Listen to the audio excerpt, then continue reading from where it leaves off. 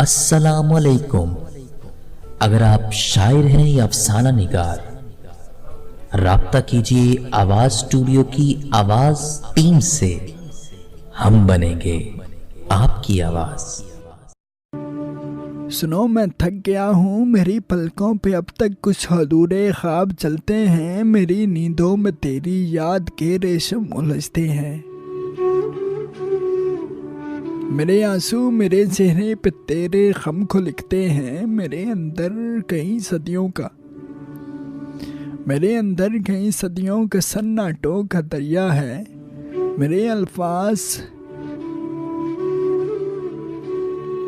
अल्फाज बाहें बाकिए मुझको बुलाते हैं। मगर मैं थक गया हूँ, बहुत ही थक गया हूँ। और मैंने खामोशी की गोद में सर रख दिया है। मैं अपने बालों में तुम्हारी उंगलियां महसूस करता हूँ। मेरी पलकों पे चलते ख्वाब हैं अब राग की सूरत। तुम्हारी याद के रेशम भी अब नींदें नहीं बुनते। तुम्हारी याद के रेशम भी अब नींदें नहीं बुनते। मेरी आंखों में जैसे थर के मौसम का बसेरा है। मुझे अंदर के सन्नाटों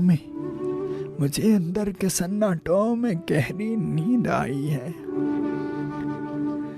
मुझे अंदर के सन्नाटों में गहरी नींद आई है। सुनो